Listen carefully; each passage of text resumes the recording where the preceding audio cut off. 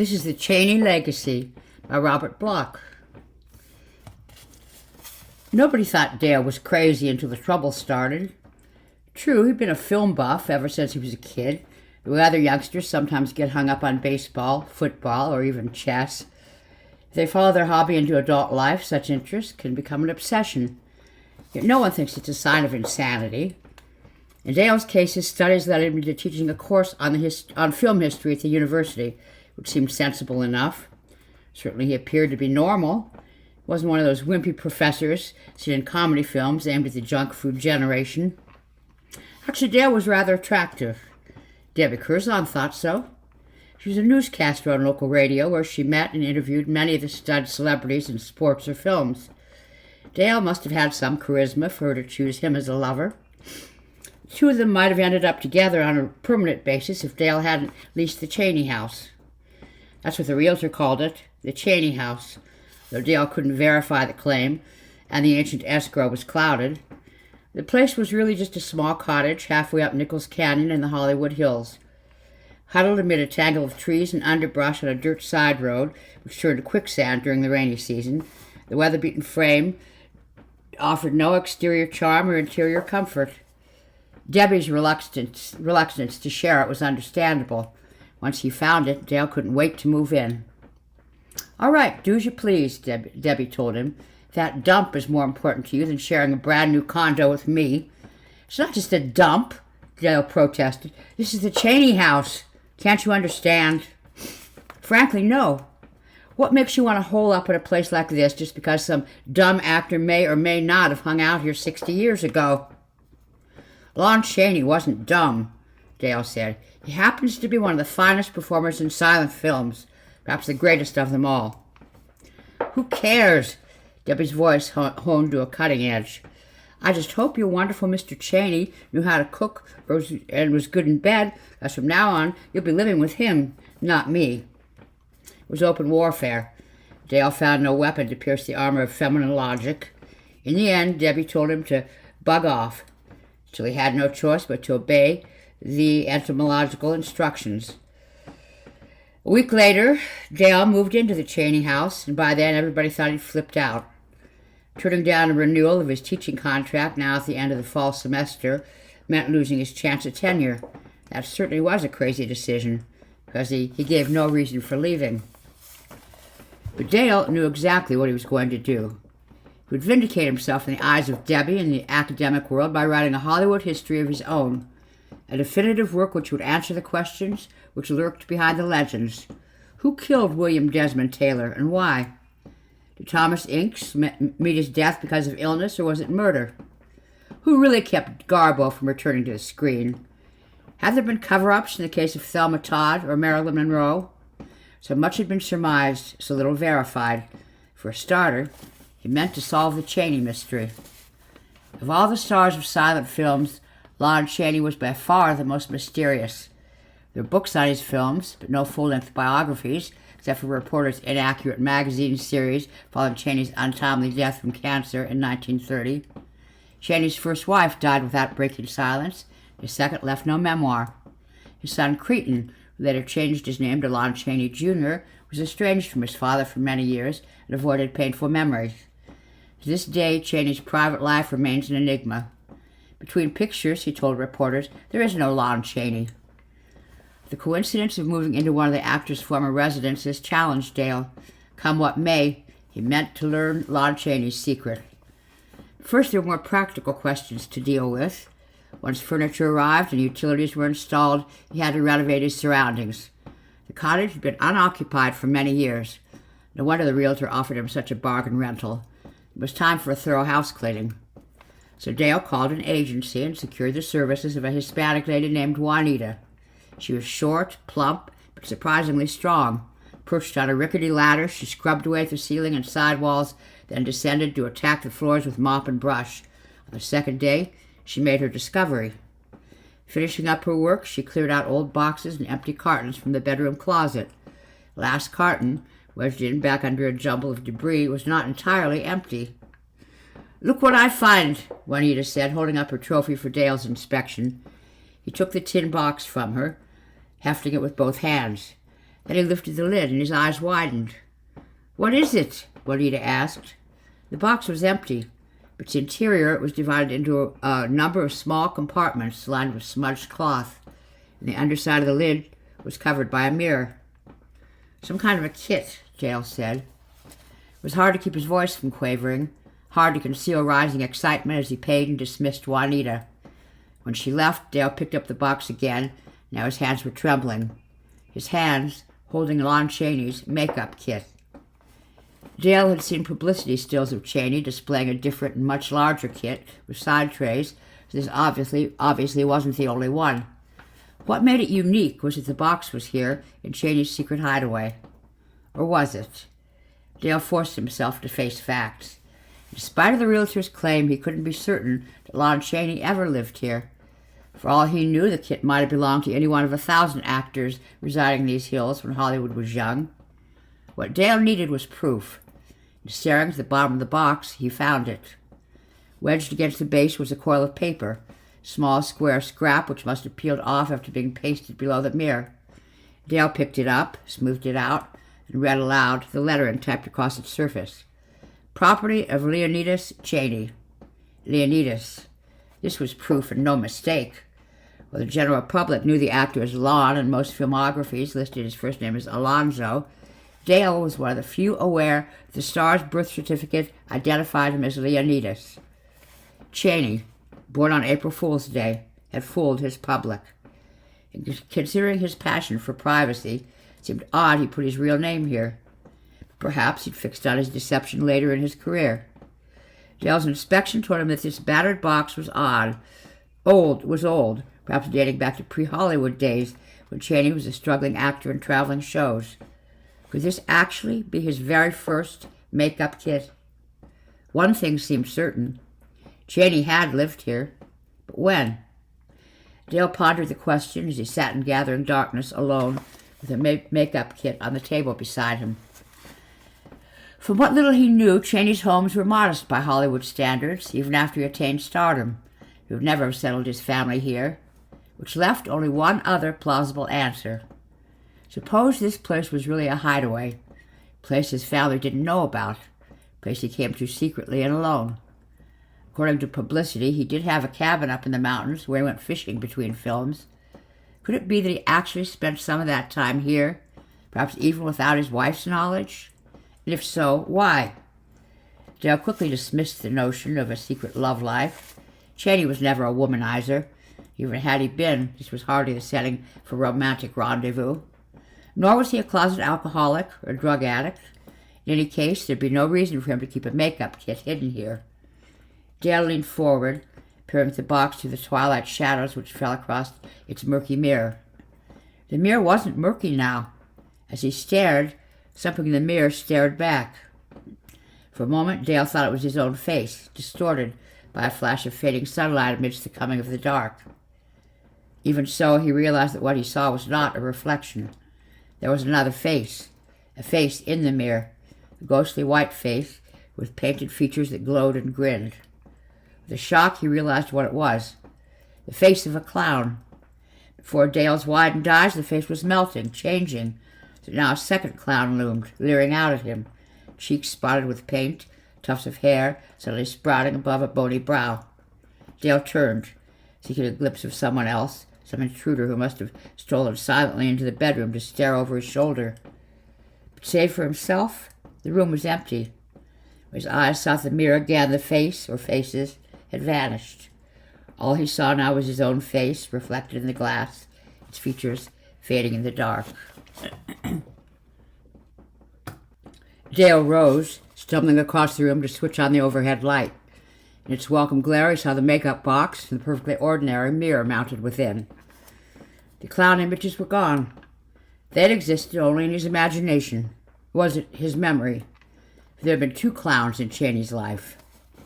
Hastily, Dale sought his bookshelves, fumbling and finding the volume containing Lon Chaney's filmography. He riffled through it until the page fell open upon a photograph of the actor in the title role of He Who Gets Slapped. And now it was Dale who felt the slap of recognition. The picture showed the face of the first clown that he'd seen in the mirror. Turning pages, he located the still photo of another clown with daubed cheeks and patches of hair clumped on the bone-white skull. Chaney again, and laugh, clown, laugh. But there was no mirth in the painted face, none in Dale's as he banged the book shut and left the room. Left the cottage, left the canyon to drive down to the shelter and sanity of lighted streets below. He parked on Fairfax and entered a restaurant, taking comfort in his crowded quarters in the presence of a friendly waitress who urged him to try tonight's special. When his order came, he had no appetite for it. Tonight had already been too special for him, but he couldn't forget his confrontation at the cottage. Had he really glimpsed those faces in the mirror? Or had the images been evoked from memories of the film seen in retrospective showings long ago? A mirror is just a sheet of silvered glass. What reflected must have come from his mind's eye. Dale forced himself to eat. Gradually the tension ebbed. By the time he finished and drove back up the canyon, his composure returned. Inside the cottage, the lights still blazed upon commonplace surroundings, safeguarding against shadows, dispelling doubts. If Chaney had lived here at all, that time was long gone, and the actor himself was long dead. There were no ghosts, and the box on the bedroom table was merely an old makeup kit, not a miniature haunted house. For a moment, Dale had an impulse to lift the lid and examine the mirror for added reassurance, then dismissed it. There was no point in dignifying his apprehensions. What he needed was a good night's sleep and a clear head for tomorrow. Truth to tell, he felt drained after the emotional stress of the day. Once he undressed and sought his bed, Dale quickly fell into dreamless slumber. Just when the change occurred, he did not know. There was a change, and the dream came. In the dream, he found himself awakened, sitting up in bed, staring across darkness at the black blur of the box on the table. And now the impulse he'd rejected upon entering the bedroom returned with an urgency he could not deny. Sometimes dreams seem oddly like films, movies of the mind in which one's own movements are silently commanded by an unseen director, series of jump cuts and sudden shifts which one is both actor and audience. Thus it was that Dale both felt and saw himself rise from the bed, captured in a full shot as he moved across the room. Now cut to another angle, showing him poised above the makeup kit. Then came a close shot of his hand moving down to raise the lid. Moonlight from the window sent a silvery shaft to strike the surface of the makeup mirror, flooding it with a blinding brightness that seethed and stirred. Faces formed in the glass, contoured countenances which seemed frighteningly familiar, even in the depths of dream. Faces changed, yet there was a lurking lineage between them, for all were oriental. Some Dale had seen before only in photographs: the evil Chinaman from the lost film Bits of Life, the benevolent laundryman in Shadows. Then in rapid shifts, the vengeful mandarin of Mr. Wu, the bespectacled elderly image of Wu's father, and a final frightening glimpse of the chinless, sunken-cheeked, shriveled face of the aged grandfather. They formed and faded, smiling their secret smiles. Now others appeared, the two pirates, Pew and Mary, from Treasure Island, a bearded faggot out of Oliver Twist, followed by figures looming full length in the mirror's depths. Here were the fake cripples of the Miracle Man, the Blackbird, Flesh and Blood, then the real cripple of the Shock, the Legless Blizzard, and the Penalty. Next came a derby-hatted gangster, a French-Canadian trapper, a tough sergeant of Marines, a scarred animal trapper, an elderly railroad engineer, and Echo, the ventriloquist in The Unholy Three. In his dream, Dale stood frozen before the glass as faces flashed forth in faster flickerings, faces of madmen. He was a craved wax museum attendant, a bearded victim of senile delusions, a deranged Russian peasant, the insane scientist of a blind bargain and the monster. They were laughing at him, grinning in glee as Dale closed his eyes, hands clawing out to close the lid of the makeup kit. Then he staggered back to bed. No images here, only the darkness. Dale fell into it, fleeing the faces and seeking surcease in sleep. It was morning when Dale's eyes blinked open, welcoming the sanity of sunlight. He stirred, conscious now that last night had been a dream, knowing he had seen nothing in the mirror. Indeed, he had never even left his bed. As he rose, he glanced over at the box resting on the table, remembering how he had closed it in reality before retiring, then closed it again in his nightmare.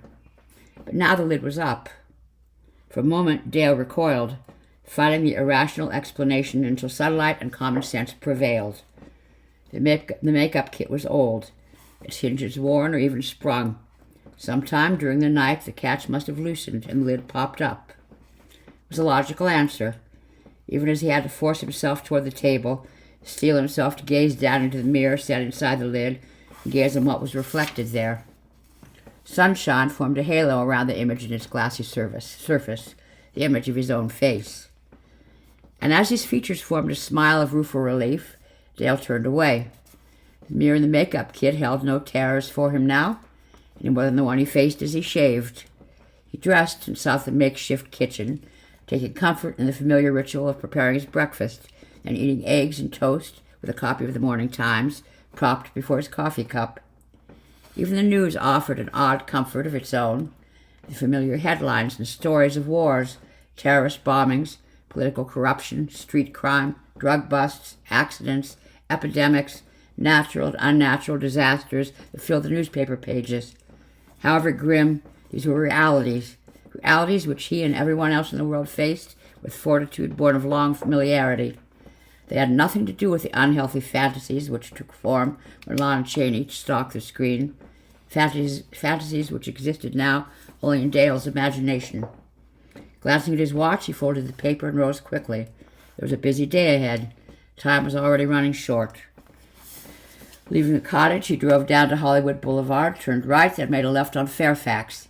He reached Wilshire and headed west, moving through noonday traffic till he found a parking space before the imposing structure of the Motion Picture Academy of Arts and Sciences. Here, upstairs in the Margaret Herrick Library, he turned his attention to the files he requested. Lon Chaney wasn't the only movie monster he meant to deal with in his projected history. There was research to be done on other stars of the horror films. Unlike the case with Chaney, there was ample material on men like Karloff, Laurie, and Lugosi. But even as he scribbled notes, Dale found something lacking in the interviews and biographical data of these celebrated actors who seemingly made no mystery of their careers. The one missing element common to all was that of explanation. Why had a gentleman like Boris ended up playing monsters? What had led Peter Lorre, the rabbi's grandson, to the portrayals of psychopaths? How did Bela Lugosi, who played parts ranging from Romeo to Jesus Christ in early European appearances, transform himself into the dreaded Count Dracula? William Henry Platt, Laszlo Lowenstein, Bela Blasco, all three men had changed their names. But what had changed their natures? Dale found no answers in the files. The last item he read before leaving the academy offered a hint. It was an interview with an actress who toured with Lugosi in Dracula. She told of how the genial cigar-smoking Hungarian prepared for his famous role, sitting before his dressing room mirror and donning the costume and makeup of the vampire. That was only a preliminary to performing. The next and most crucial step came as he rose, wrapped in the black cape, face contorted and eyes blazing.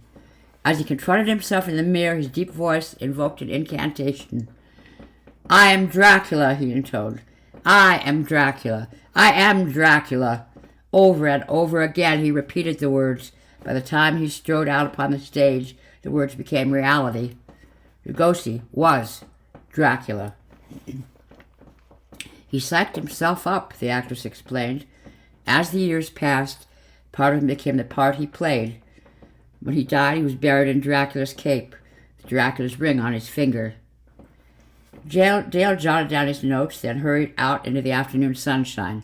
Now it was time to drive into Beverly Hills for a medical appointment. It had been maybe a month ago, just an annual checkup as a matter of routine. But now, as he arrived and took a seat in the crowded waiting room, Dale felt uptight. He felt no worry about possible physical illness. What about psychological stress? Last night's dream might be a symptom of mental disturbance. What if Dr. Pendleton told me he was cracking up? By the time the receptionist called his name, the nurse led him to the examining room. He knew his pulse was pounding, and his blood pressure had risen. So it came as a pleasant surprise when the doctor made no comment on his readings, other than remarking he thought Dale was underweight and seemed overtired. Reports on blood tests and urine specimens would be available in a few days. Nothing indicated cause for concern. "Slow down a little," Dr. Pendleton said. "Pace yourself. It won't hurt if you put on a few pounds." Armed with that advice, Dale left. Relieved, he headed for a seafood restaurant on Brighton Way. There he ordered and actually enjoyed his meal. The doctor was probably right, Dale decided. He had been working too hard. The tension, flaring up after his break with Debbie, took an added toll. He resolved to follow orders, rest and relax. And perhaps it might be possible to come to terms with himself, and with Debbie, too. He really missed her, missed the hours they spent together. The breach must be mended, all in good time. As Dale left the restaurant, he sensed a change in the air. The chill breeze hinted at rain. The muted murmur of distant thunder confirmed its coming. The first drops sputtered the windshield as he turned onto the canyon side road. By the time he parked in the driveway, a flicker of lightning heralded the downpour that followed. Dale hurried into the cottage beneath the wind-tossed trees. Once inside, he flipped the light switches on as he moved from room to room. It was only upon reaching the bedroom that he halted when its overhead light came on. Standing in the doorway, he stared at the open makeup box on the table, forehead furrowed in doubt. Hadn't he closed the lid before he left? Dale shrugged in uncertainty. Perhaps the loose catch was the culprit once again. Better examine it and put his mind to rest. Rain drummed the rooftop in a faster tempo. Lightning flashed outside the window as he crossed to the table. Then as he reached it, a clap of thunder shook the walls. The lights went off overhead and throughout the cottage. Power outages were not uncommon hereabouts during a storm. Dale wasn't alarmed. Perhaps the lights would come back on in a moment. He waited. The darkness persisted and prevailed. Maybe he'd better look for his flashlight. Then its illumination was unnecessary, as the lightning bolt struck somewhere close outside the window, filling the bedroom with a greenish glare. As it did so, Dale peered down at the mirror inside the lid of the makeup kit and froze. The reflection peering up at him was not his own. It was the face of Singapore Joe, the role Chaney played in The Road to Mandalay, the half-blind man whose left eye was covered with a ghastly white cast. But the image seemed strangely blurred. Dale blinked to clear his vision as the lightning faded. The room plunged into darkness again. Dale's shudder wasn't prompted by the roar of thunder. It was what he had seen that traumatized him. The Road to Mandalay was one of the lost films. He knew of no print in existence.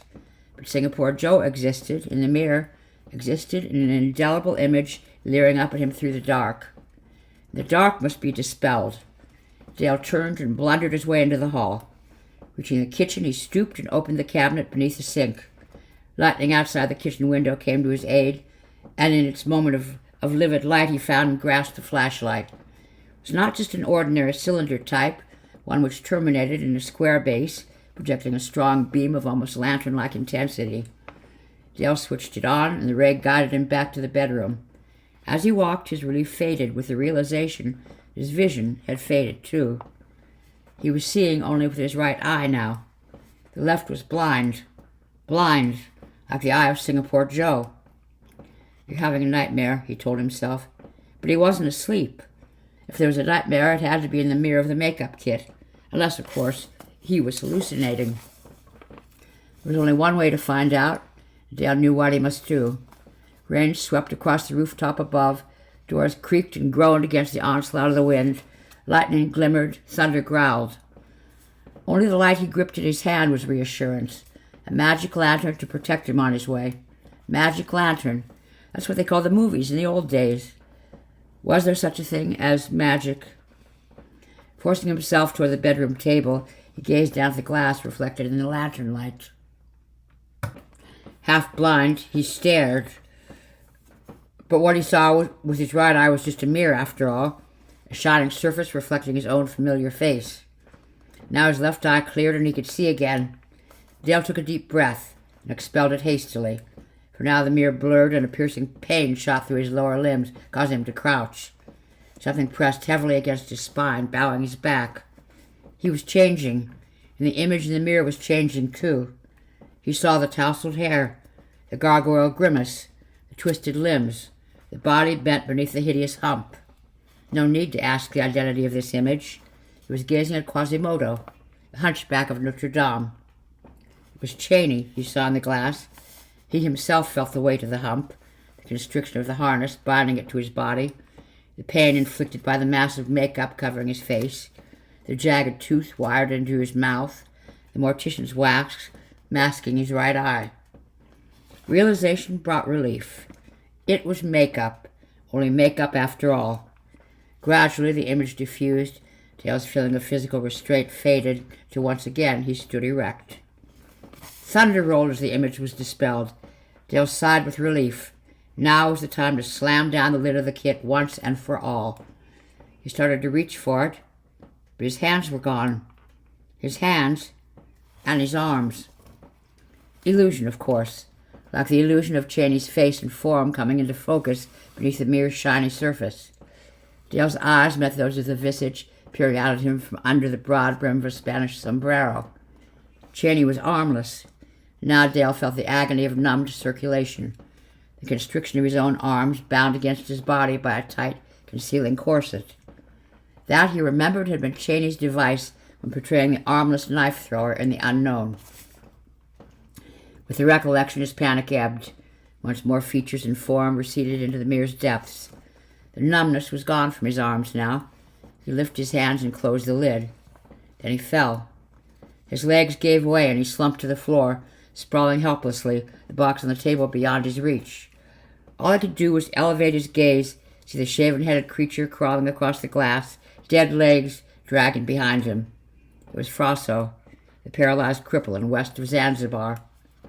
No makeup had been involved in this simulation of the man who had lost the use of his lower limbs. It had been Chaney's artistry which made the role seem reality.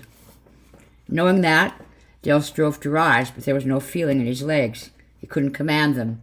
The face in the mirror glowered at him in the lamplight, bursting into brightness as lightning flashed outside the window. The eyes were mocking him, mocking his plight. Now Dale realized that the mirror's monsters sensed his purpose, were summoned to prevent it. Their appearance in the mirror gave them life. His awareness gave them strength to survive. That strength was growing. Closing the kit would condemn them to darkness, and it was this they fought against. They knew he couldn't close the lid. Not if he were blind, armless, or paralyzed. Frantically, Dale balanced himself on the palm of his left hand, extending his right arm upward, inching to the tabletop. His fingers gripped the lid of the makeup kit, wrenching it down. The rasp of rusty hinges, the box slammed shut. The mirror disappeared from view, but Dale's paralysis persisted. Try as he would, he couldn't raise himself. All he could do was wriggle across the floor like a snake with a broken back, lever his arms against the side of the bed. Pulling his body upward, he lifted himself, gasping with effort, and collapsed on the cold sheets, which dampened with the sweat of fear pouring from his fevered forehead. Fever. That was the answer. It had to be. The doctor was wrong in his diagnosis. Dale was coming down with something that twisted mind and body. Labeling it psychosomatic brought no relief. Dale rolled over to face the telephone resting on the nightstand beside the bed. If he could reach it, he could call the paramedics. But as his hands moved forward, he felt a sudden tingling in his legs, then kicked out with both feet. The paralysis, real or imaginary, was gone. No reason to summon paramedics now, but he still needed help. The dim light cast by the flash lantern standing on the table across the room, he dialed Dr. Pendleton's number. The ringing on the line gave way to the mechanical message of an answering service. Dr. Pendleton is not in. Please leave your name and number and he will get back to you. Dale cradled the receiver, frowning in frustration. Sure, the doctor would get back to him, perhaps in an hour, maybe, 2 or 3 hours, and then what? How could he explain all this? If he minimized his condition, he'd get that take 2 aspirin and call me in the morning routine. But if he came on too strong, the doctor would probably order up an ambulance on his own. Pendleton was a practitioner of modern medicine. He wouldn't come out in the storm to make a house call, merely to humor a hysterical patient with his presence. Dale had to have someone's presence here, someone to talk to, someone like Debbie. He dialed her number automatically. Now the very sound of her voice brought relief. Dale, I was hoping you'd call. Then she did care. Thank God for that. He listened intently as the warmth of her response gave way to concern. What's wrong? Are you sick or something? Something, Dale said. It is, I'm not sure. No, I can't explain it on the phone. If you could just come over. Tonight? In all this rain? Debbie, please. I know it's asking a lot, but I need you. I need you now. And I need you, Debbie sighed. All right. Give me half an hour. The phone went dead. But as he replaced the receiver, Dale came alive again. She was coming. He told the truth. He did need her. Needed her desperately. Listening, he realized the rain was slowing. It was a good sign. Perhaps by the time she arrived, the storm would be over. They could talk without the punctuation of thunder. He'd tell her what happened, make her understand. But what had happened, and why? Dale rolled over on his back, starting at the shadows on the ceiling, facing up to the shadows surrounding the question in his own mind. And the answer came. He'd found it today at the academy. Found it when he read the actress's description of Bela Lugosi preparing for his portrayal. He psyched himself up. That was her explanation of how Lugosi became Dracula, and that was what Lon Chaney must have done. No wonder he'd established a secret hideaway. Here, in this very room, he did more than experiment with physical disguise. Dale pictured him sitting alone on a night like this, creating contrivances to deform his body, refashion his face, staring into the mirror at the creature reflected there. Then the final transformation. Make up your mind, figure of speech. But Chaney had given it a literal application, one beyond the mere application of makeup from a kit. Seated here in the shadowed silence, this man of mystery, son of deaf-mute parents whom he communicated with through the power of pantomime, confronted the reflections of monsters in the mirror and whispered the words, I am the frog. I am Blizzard. I am Dr. Ziska, Sergei, Alonzo the Armless, the Blackbird, Mr. Wu. Each time a different incarnation, each time a new persona, each time a litany repeated hour after hour from midnight to dawn, willing himself into the role till the role became reality. And psyching himself up, he'd psyched up the mirror too. The intensity of total concentration had been captured in the glass forever, just as it was later captured on the blank surface of nitrate film used for silent pictures. The filmed images decayed in time, but the makeup kit mirror preserved Chaney's psychic power forever. A long latent power revived by Dale's own glimpses into the glass, a power that grew greater with each succeeding gaze. Dale remembered the first apparitions, how fleetingly they appeared, how little effect they had beyond the initial shock of recognition. It was his repeated viewings which gave strength to the shifting shapes, till they transformed his body into the semblance of what he saw. But he wouldn't repeat the mistake. From now on, the makeup kit would remain closed. He'd never look into that mirror again. The rain had ended now, and so had his fear. Thunder and lightning gave way to a calm matching his own. Knowing the truth was enough, he wouldn't repeat all this to Debbie or try to convince her. Instead, he'd just tell her how much he needed her, and that was true, too. First, he must dispose of the kit. Dale shifted himself over to the side of the bed, sitting up and swinging his feet to the floor. The power outage hadn't ended. He'd shut the kit away in the closet, then take the flash lantern with him and guide Debbie up the path when she arrived. All was quiet as he crossed the room to the table where the lantern light shone on the closed box beside it. That's what the kit was, really. Just a battered old box. Lon Chaney's box. Pandora's box, which opened for evils to emerge. But not to worry. The lid was down and it would stay down forever. His hand went to the flash lantern. At least that was his intention, till he felt the chill of cold metal as his fingertips found them fixed upon the lid of the makeup kit. He tried to pull away, but his hand remained fixed by a force commanding his movement and his mind, power he could not control. It was the power that raised the lid of the box, power that seethed and surged, and in the up-tilted mirror he saw its source. 2 eyes blazed from a face surmounted by a beaver hat framed by matted hair, a face that grinned to display the cruel serrated teeth. But it was from the cruel eyes that the power poured, the burning eyes of the vampire in London After Midnight. Dale knew the film, but had never seen a print. knew its original title was The Hypnotist, and it was the hypnotist who glared up at him. Hypnotist power which had compelled him to open the box and stand transfixed now by the vision in the glass. And suddenly the face was fading. For a moment Dale had a glimmer of hope. But as the face disappeared into the mirror's distorted depths, another face took form. It was a face Dale knew only too well, one which lay buried in his brain since childhood, when he first seen it fill the screen from behind a ripped-away mask. The face of madness, the face of death incarnate, the face of Chaney's supreme horror, the face of Eric in the Phantom of the Opera. No wonder he blotted out all memory of the terror which tormented his nightmares as a child.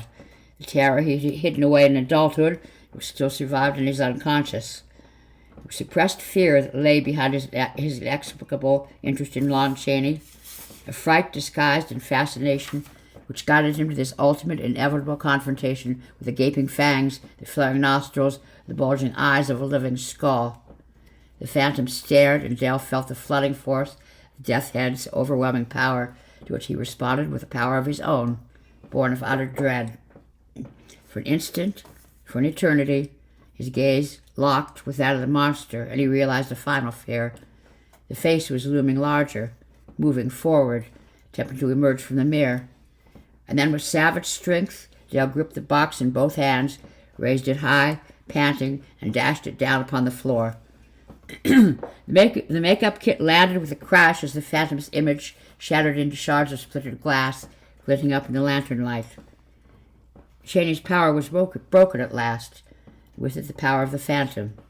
Dale gasped, shuddering in relief, as he felt full control return.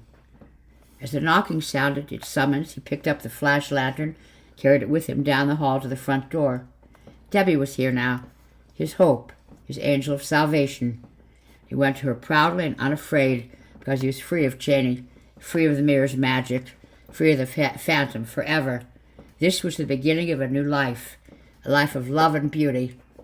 Dale opened the door and saw her standing there, smiling up at him. It was only when he lifted the lantern and Debbie saw his face that she began to scream.